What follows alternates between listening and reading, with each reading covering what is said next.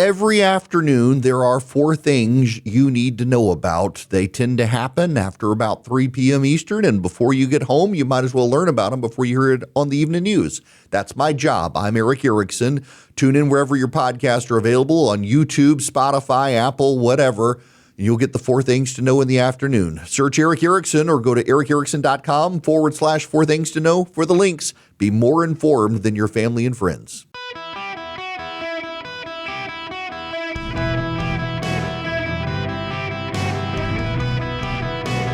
Welcome to the Erick Erickson Show podcast, Hour 3. Hello, America. It's Erick Erickson here across the fruited plain. The phone number 877-973-7425. If you text Erick, E-R-I-C-K, to 33777, you can get the live stream, the podcast, the show notes, everything you need to stay engaged with the show. Now, I must talk about the drones.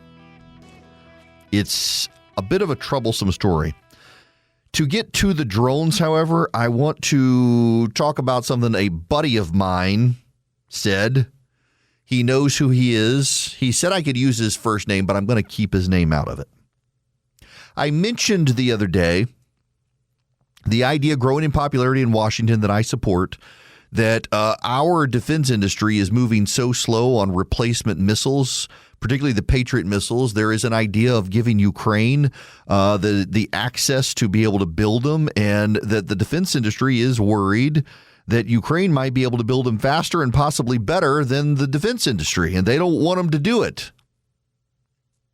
Now, my buddy is in the defense industry and is intimately familiar with how it works, and he said the problem that is not coming out is that the Pentagon did not send the proper signals to the defense industry that we need more missiles.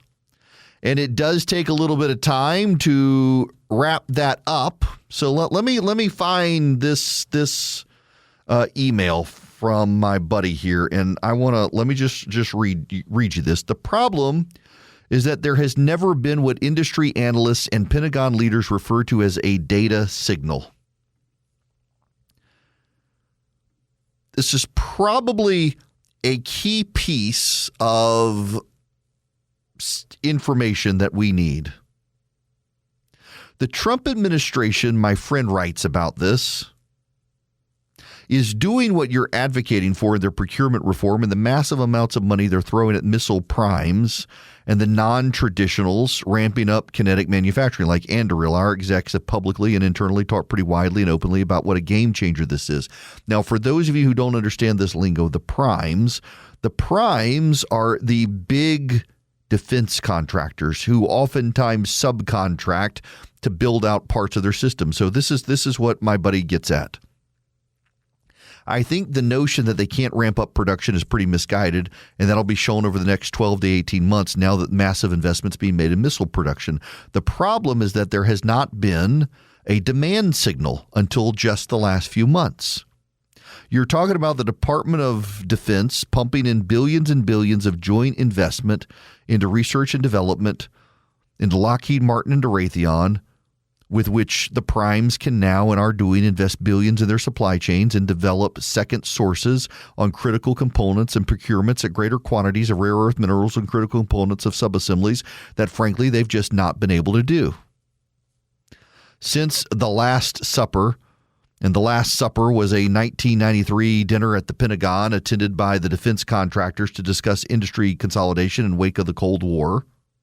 Since the Last Supper, the defense primes have almost exclusively become system and platform integrators. We're not vertically integrated. That's all the supply base and the support base. Even starting at the second tier like BAE, L3, and the like, they all face similar challenges. Workforce scarcity, raw minerals, subcomponents, skyrocketing costs and shortages, the newish focus on eliminating Chinese sources all the way through the supply chain. The missile primes can only move as fast as the supply base and only aggressively as the demand signal supports. We've been operating under continuing resolution since Barack Obama.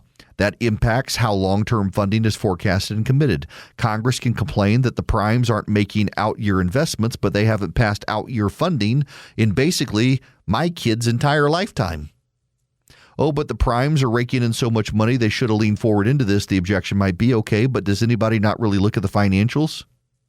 Lockheed's net profit margin over the past 4 quarters has been 8%, 6%, 8%, 9%. That's while delivering more jets than any company in the world by a factor of 5, more jets than any company since World War II, record numbers of F-35 deliveries, and still shipping new F-16s around the world at an 8 to 9% net profit. The supply chain and the demand signal forward of the supply chain or the missile production story.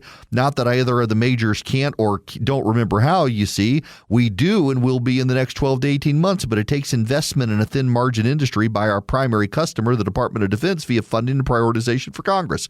As for Ukraine production of Patriot missiles and other weapon systems, I got no sourcing on this. I just listen to what's being said in the industry, and I hesitate as much about how Ukraine would engineer and stand up the supply, and would it all leak and go to China, and China would now get technology that we know the Chinese don't have. That's from inside the industry, just so you understand that. That is the argument against letting Ukraine do it, that the problem is not that we can't do it or don't know how to do it. It's that Congress hasn't funded it and the Pentagon hadn't told them they need the missiles until all of a sudden the Pentagon says, oh, my God, we're out of missiles. Don't tell anybody, and everybody leaks. Valid arguments that need to be put forward, and also a reminder, too, about how it's all changing. The president wants the Trump ship. The president wants the Trump-class battleship. The Navy announced it. Inside the Pentagon, the Navy whispers as loudly as anyone in Congress can hear that no one wants this ship. The Trump administration has stated its intention is to revitalize shipbuilding in the United States alongside the construction of the Trump class. Analysts have expressed skepticism, citing the lack of funding, unprecedented design, and high development costs. Its classification as a battleship is debated. It lacks the heavy armor and large-scale Navy guns typical of historic battleships. The naming of the class after the incumbent president has broken conventions, and inside the Navy bureaucracy in the Pentagon, they say this is not a ship that we need. So the Navy is dragging its feet on development, but while developing the Trump-class ship, it's having a hard time developing anything else. The USS John F. Kennedy has been sent out to sea now. The newest of the aircraft carriers, the John F. Kennedy, is out there on the sea. We had the Kitty Hawk class aircraft carrier, and now we're getting a new John F. Kennedy aircraft carrier. The old one had been decommissioned, the CV-67. This is the CV-76. It's built on the Gerald R. Ford aircraft carrier platform. It was launched in 2019. It will be delivered in 2017. They started building it 17 and a half years ago. And now the president has tied up the Navy with a new class of battleship that the Navy says it doesn't need and will be outdated when it arrives, but it's named after the president, and he says he wants it not because the Navy needs it, because he wants to revitalize American shipbuilding. Again, politicians are using our military as a jobs program, not as a way to fight wars. And now, with a great alarm and concern, comes a story that the United States has been wargaming with Ukraine using drones, and in every scenario, every time Ukraine won. In the afternoons, I do a 4 Things to Know in the Afternoon podcast. It's the 4 things you need to know by the time you get home. And if you subscribe to it, you can text Erick to 33777. Yesterday, I put that in there. The story hit the wires, and I caught it right as it was hitting the wires and put it in there. So you knew this story yesterday afternoon if you subscribed to the podcast. It otherwise has not gotten a lot of attention, but it's a big deal. Listen to this. The U.S. Army troops faced off against Ukrainian drone operators at a military exercise in Germany earlier this year. It didn't go well for the Americans. During the exercise, called Combined Resolve, Ukrainian drone units easily spotted and defeated U.S. troops and armored vehicles on rotation from Fort Hood in Texas. The exercise, coupled with U.S. casualties in Iran, shows American vulnerabilities to drones years after the U.S. made uncrewed systems an essential part of warfare.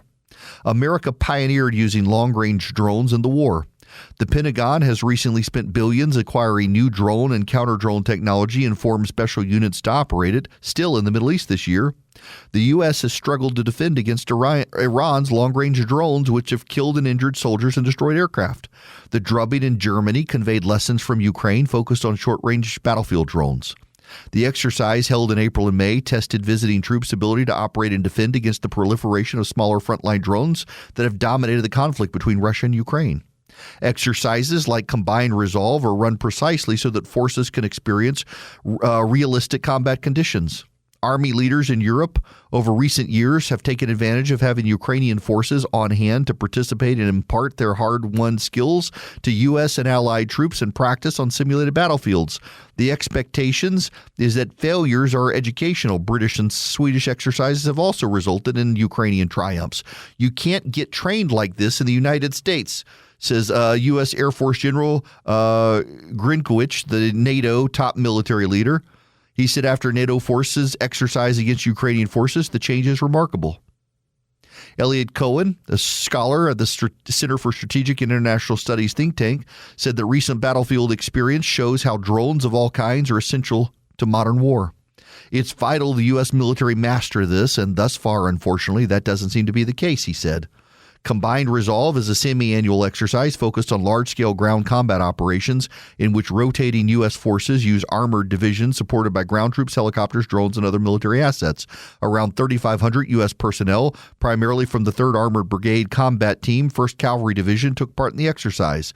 Their task was to attack a position defended by the Army Training Grounds Opposition Force, which was reinforced by Ukrainian troops from the 412th Regiment of Unmanned Systems Forces, or Nemesis. The rotating troops were equipped with standard electronic warfare and counter-drone systems. New mobile brigade command teams equipped with the latest gear and tactics have fared much better. The Ukrainian drone operators eliminated a U.S. armored brigade in the exercise. The exercising troops sent into battle heavily armored vehicles that threw up dust and were easy for Ukrainian reconnaissance drones to spot.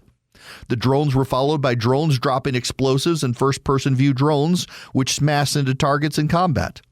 Live ammunition is rarely used in the exercises. Drones typically hover above a vehicle, and they're awarded as a kill. Ukrainian drones were doing this so quickly with U.S. vehicles that they had to be sent back into the exercises as new units are respawned to keep the exercise going. The U.S. reran the training scenario over the 2-week engagement. The rotating forces improved their performance as they became more adept at dispersing and concealing themselves and using electronic warfare. The Ukrainians also switched sides midway through the exercise and helped them use drone technology offensively, which they did effectively. Ukrainian troops have become experts in drone warfare. In Ukraine, so many tanks and other armor are destroyed in battle that largely parts of the country's vast frontier is now free of armored vehicles.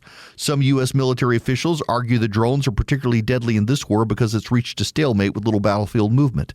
In a war of maneuver, the tank and other armor could come back into their own, they claim.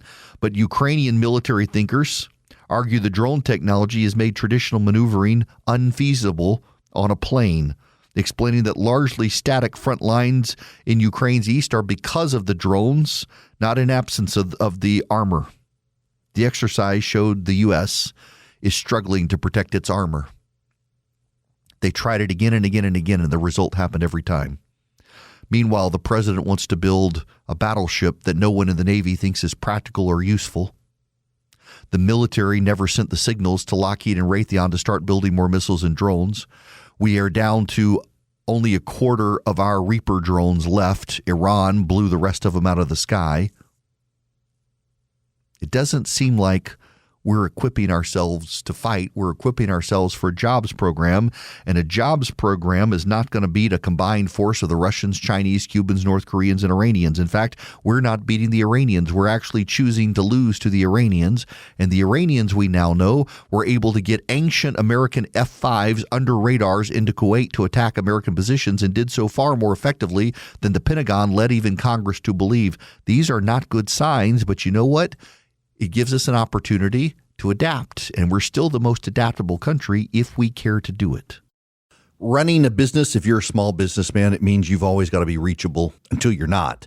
The moment you miss a call, the text, the follow-up, a competitor could pick up on it. That's why I want to bring you up to speed on Quo, Q-U-O, the business phone system.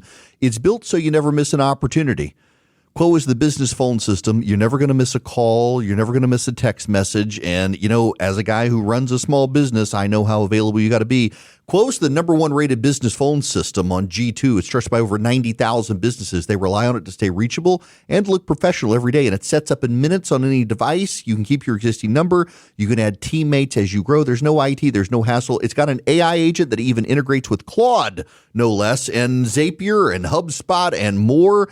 Money's on the line. Always say hello with Quo, Q-U-O. Try Quo for free. Plus, get 20% off your first 6 months when you go to quo.com/Erick, E-R-I-C-K. That's quo.com/Erick.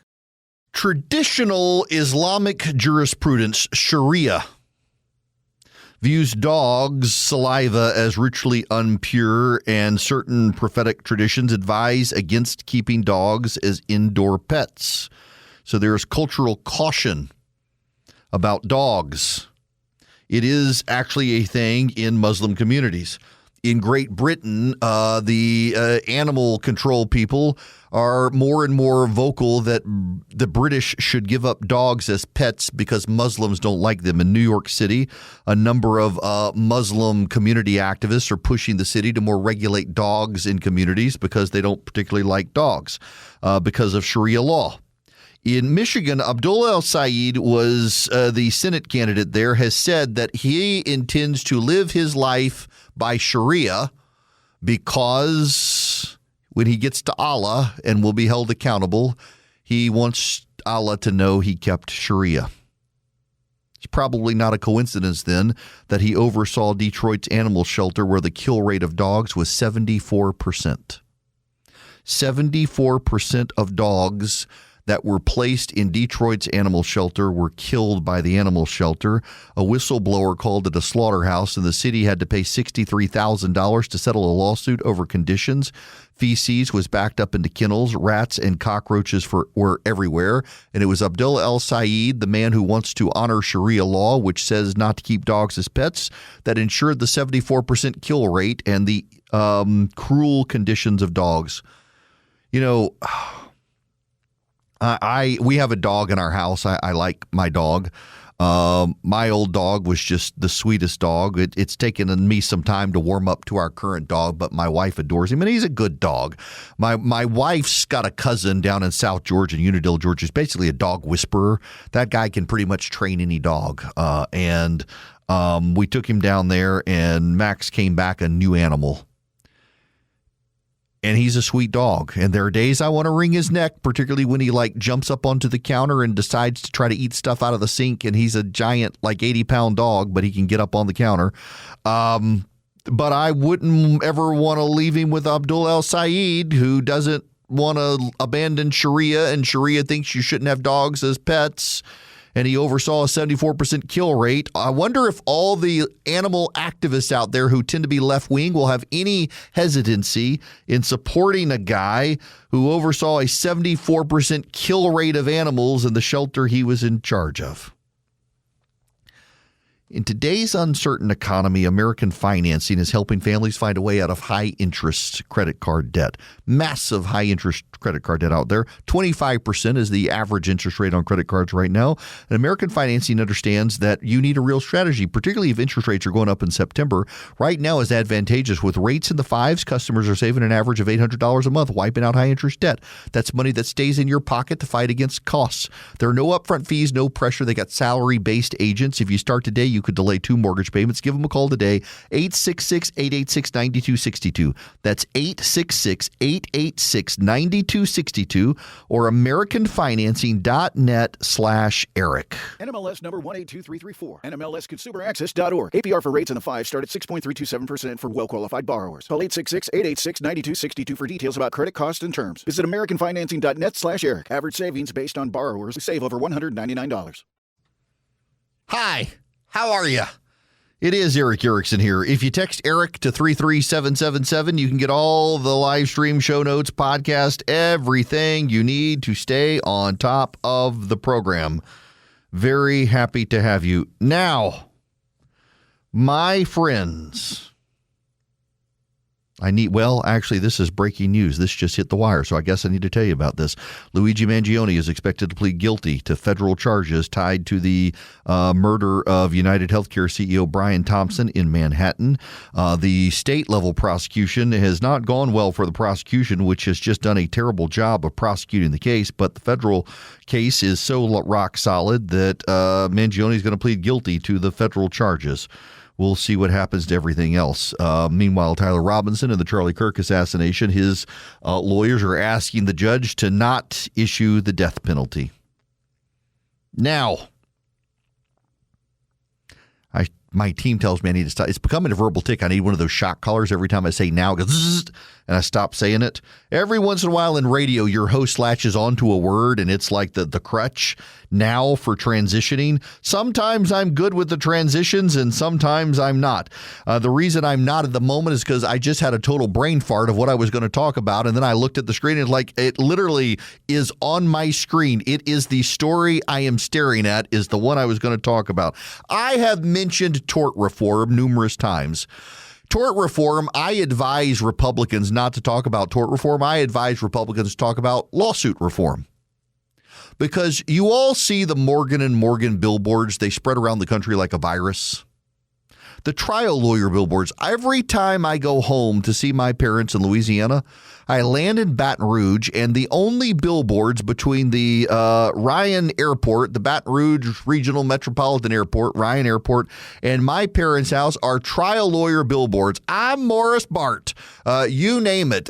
We got the Morgan & Morgans there. We got the Morris Barts there. I'm sure we got Ken Nugent over there. We got Ken Nugent here in Georgia. You got trial lawyers. And increasingly up and down the interstate, it's the trial lawyers. I don't want to work for a law firm as a lawyer. When I was a lawyer, I didn't want to work for a law firm that put up billboards. One of the things you learn in life as you grow up and you begin to make more money is you find yourself a trusted accountant. The trusted accountant, that's the one you want to take to the knife fight, not your lawyer. You want the accountant in the knife fight because the lawyer never has to deal with the IRS. The accountant does. You want an accountant who will win the knife fight. But you also want to find your family lawyer, and your family lawyer does your wills and your trusts. The family lawyer takes care of you, and the family lawyer is the guy who, if you're ever injured in a car wreck, you go to the family lawyer, and the family lawyer knows the law as well as the fly-by-night. So the thing they don't tell you about the lawyers who advertise on the side of the road is oftentimes what they do is they settle your case. They'll take the really big ones to court, but oftentimes they contract out to other lawyers too. So the billboards are the named lawyers. They're like the puppy mills of law. They churn through lawyers all the time. The lawyers get burnt out. I know so many lawyers who started out at one of those big billboard company law firms, and then they get burnt out. And what they all say is the same thing. It's they send demand letters and they try to go for the insurance policy limits, and they settle. It's easy. They take a third of it. You get some money. You're happy. They turn my wreck into a check. And it's the dregs of society who tend to use them. It is essentially the law firm version of a puppy mill. And they file oftentimes salacious ambulance chaser lawsuits. Hershey was sued because of the Halloween pumpkins last year. You know the Hershey pumpkins, they have the Hershey hearts at Valentine's. They have the Hershey Easter eggs at Easter. They have the Hershey pumpkins at Halloween. They are the Reese's peanut butter cups turned heart-shaped, egg-shaped, pumpkin-shaped. And you pull it out, and it is covered in chocolate. It is distinctly in the shape of something that looks somewhat like a pumpkin. And you eat it, and it makes you happy because it is delicious peanut butter with chocolate on the outside, except for a marketing campaign. The Reese's peanut butter pumpkins had what looked like a jack-o'-lantern on the wrapper. So it was the chocolate pumpkin, but it had eyes and a smile through which you could see the peanut butter. And when you pulled it out, it was solidly chocolate. There were no eyes and there was no smiley face. And I kid you not, someone sued. In 2024, A lawsuit alleged the Reese's peanut butter cup ads for the for Reese's pumpkins was deceptive because the smiling pumpkin designs on the wrappers were absent from the actual Reese's peanut butter pumpkins. A judge has dismissed the lawsuit, noting consumers can still enjoy the treats even if they felt tricked by the wrappers. On Thursday, a year after the victory, Hershey's has announced it's introducing 20 Halloween-themed products that will hit stores this week, marking the company's largest Halloween rollout. The annual event is now celebrated for roughly one-third of the calendar year as consumers kick off their spooky celebrations early, beginning with Summerween celebrations in the warmer months. Summerween refers to Halloween-themed celebrations some consumers organize in the summer months that retailers participate in. Y'all, as we move beyond Christianity, Halloween is replacing Christmas as the big holiday. The pagans love them some Halloween. Reese's actually wasn't sure it was going to bring back the pumpkin this year because some trial lawyer found somebody who felt emotionally aggrieved. Now, I need to describe this package to you more particularly because it shows a bite taken out of the Reese's peanut butter pumpkin, and it shows two eyes and a jack-o'-lantern smile. They did not, as part of their lawsuit, which Hershey's pointed out, they did not complain that the bite was not taken out of their pumpkin per the package. They complained that the eyes and the jack-o'-lantern teeth weren't there. But it actually showed a portion of the pumpkin eaten. And Hershey's actually in court pointed out they aren't upset that they get a whole pumpkin, because on the package, they only get 3/4 of a pumpkin due to the big bite out of it. No, they didn't complain. They actually got more of a pumpkin than what was advertised, but they didn't get the eyes and the smile. That's what they were upset about. Some lawyer found someone to do that. The case has been thrown out. That's the problem with this lawsuit reform, is lawyers just find people who are gullible enough to, I can get you rich by suing. It's absurd. And they take the fun out of life. They take the joy out of life. The number of things that we can't do in this country anymore because someone decided they're going to sue to take your joy away is absurd. It's why I support tort reform. It's why we need more tort reform. It's why I view the billboards all over America advertising lawsuit lawyers and ambulance chasing lawyers. They're a blight on America. They are a virus. I was a lawyer. I represented people in wrecks. I represented people who were taken advantage of. I represented people in torts. I represented a black lady one time who worked for a major corporation who sued for discrimination because she claimed very salaciously she had a child out of wedlock with a white man. And when she went back to work, her manager in the company announcements welcomed Betty back to work by announcing that they should give her congratulations for her zebra child. It sounded too good to be true. But I filed the lawsuit. And we found the Welcome Back newsletter where the manager welcomed Betty back to work and it encouraged people to give her congratulations for her zebra child. Don't tell me racism doesn't still happen in America. That lawsuit was in 2003. I filed a lawsuit against a company that had a tractor-trailer truck that caused a wreck to my client. They claimed to be an independent that it was an independent contractor, and you couldn't sue the company. There was no way to know it was an independent contractor. And in fact, as we dug into the case, it turned out it really wasn't an independent contractor. They just pretended it was an independent contractor. You know what happened? The tractor trailer came loose from the truck. It had no brake lights working, and my client slammed into the back of it. They were on the interstate. The tractor trailer broke loose from the back of the truck. It had no brake lights. It was still rolling forward. My client hit the back of it. We sued and we won a lot of money. There are people who are legitimately injured from legitimate lawsuits, and they deserve to be taken seriously. But the guys who file these lawsuits, they undermine the entirety of the industry, and they drive up the costs. Hershey had to hire lawyers to go to court over this. Apple gets sued on a regular basis for nonsensical things related to the iPhone. And it just drives up all of our costs. And you know, the Democrats are so in the pocket of the plaintiffs' lawyers and the bar associations that they fight tort reform, and it drives up all of your costs. You're worried about your cost of living. Part of it is because the trial lawyers sue everybody for anything.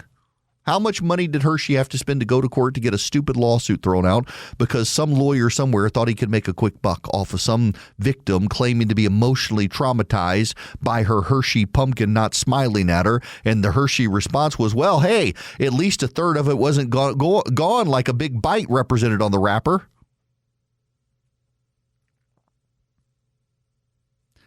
People have turned these things into get-rich-quick schemes. And you know, that's the biggest problem now is we live in a low-trust society these days. We live in a post-Christian society. It's one of the reasons Halloween's exploding. By the way, since people are already starting to celebrate Halloween, ladies and gentlemen, please, I beg of you, when you're buying your costumes for your toddler child, don't turn them into a prostitute. Don't make them dress up like a prostitute for Halloween. Don't put them in some salacious, sexy nurse's outfit when they're 4 years old. Please, I beg you, exercise some reasonableness and the discretion of the costumes that you're going to give your children at Halloween. But also, if your kid gets a Reese's pumpkin for Halloween, don't sue because it's not smiling at them when they pull it out of the package.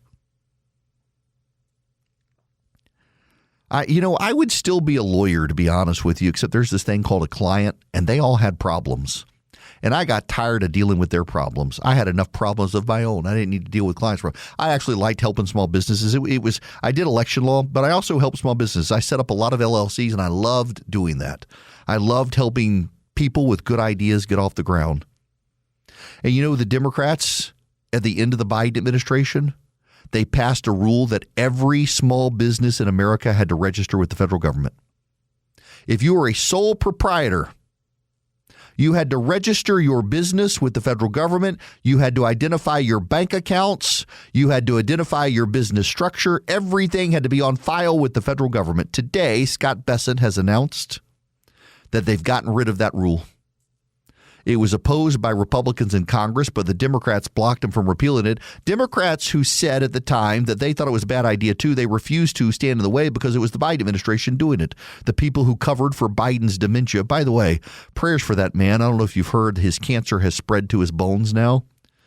Donald Trump sadly said the other day that he has no sympathy for Joe Biden. He gets what he deserves, and he's okay if Joe Biden is miserable. You will know a Christian by their love, and I don't think that signifies someone with a Christian heart, but that's a different topic for a different day. But Joe Biden, cancer has spread. Keep him in your prayers. Love your neighbor, including Joe Biden. But they wanted to burden small businesses, and in large part, they did it for the trial lawyers. They wanted to make it easy to go after assets. They wanted to document where their bank accounts were, all these things. Scott Bessent has repealed this rule, and it's good he repealed the rule. Because, you know, a lot of this stuff would get public, and then data brokers would buy it, and the data brokers would sell it to the con artists who would know where your bank accounts are, know where your bank is, know how you're doing business. And Incogni, you would all have to hire them, and you should hire Incogni to protect you.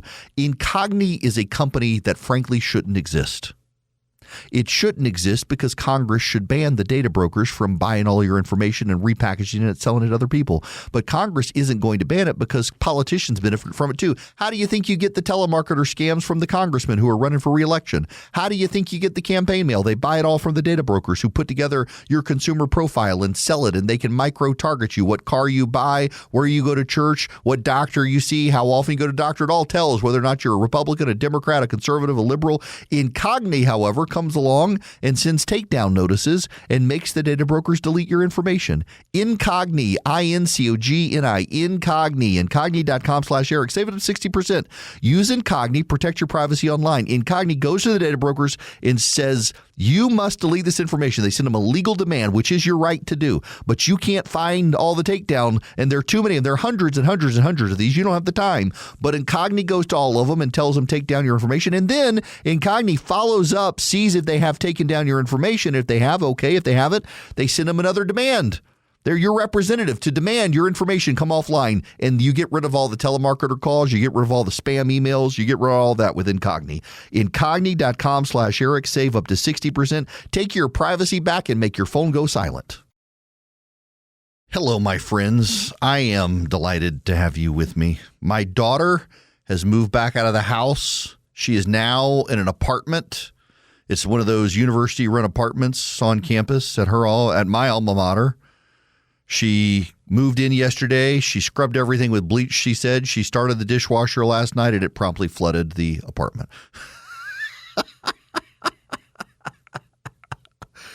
And then apparently her shower caddy fell off in the middle of the night and scared the mess out of her. But she's out of the house again, back in a dorm room. That means I can actually park in my driveway where I want to park instead of parking on my grass now that I got one of them back. Back to school is happening around the country now, and I got one who started his senior year in high school. My daughter starting her junior year in college. She's suddenly interested, having now gone to this tirade about trial lawyers. She wants to go to law school. She wants to do business law, though. She wants to work for a defense contractor, or do public policy in D.C. She's interested in politics too, kind of like her dad. The only downside is that she was home and cooking a lot, and her food she's a great baker. She's a great artist. I wish she could find a way to do art, but she got burnt out by the wokes when it came to art. Now my wife is into sourdough. Y'all know how much money I am spending on a weekly basis on flour. It is a scam. For the record, want you to know I started doing sourdough during COVID, and my wife said, stop, we're all going to get fat. You cannot do sourdough. Do not do sourdough. And so I killed my starter. I murdered my starter. Now my wife is doing it on a daily basis. She makes sourdough egg English muffins now. They're actually really good when they're hot out of the oven and you slather them in peanut butter. Holy cow. But still, the amount of money the Erickson spend on flour each week is starting to get absurd. I had to get out of my house on Monday night. I stayed at, I will tell you the hotel. It's the St. Regis. Had a meeting there. My cost was covered. And the air conditioner, it was hot in the room the whole night. And I normally stay at a different hotel. And I stayed at the hotel I normally stay at. It was my 61st visit to this hotel. I'm not telling you which one, Joel Peacock. Not going to say. And the hot water broke while I was in the shower last night. Yo, you're absolutely right. This is a Renai commercial because the hot water, it was not ice cold, but it was a cool shower. I had shampoo in my hair. I had face wash, and the water would go, and then it got hot again, and then it got cold, and I got up this morning and it was cool again. I don't have that problem at home because I have a Renai tankless water heater. I don't know it's a nice hotel. I don't know what they're going to do for their skyscraper building, but they should get a tankless water heater from Renai if they can. TalkingTankless.com. You can get one for your house and not have a cold shower experience like I had last night. TalkingTankless.com. You can even find a certified professional to install your Renai tankless water heater and never, ever run out of hot water again in your house. TalkingTankless.com. Get a Renai tankless water heater. You'll thank me later. You'll never run out of hot water.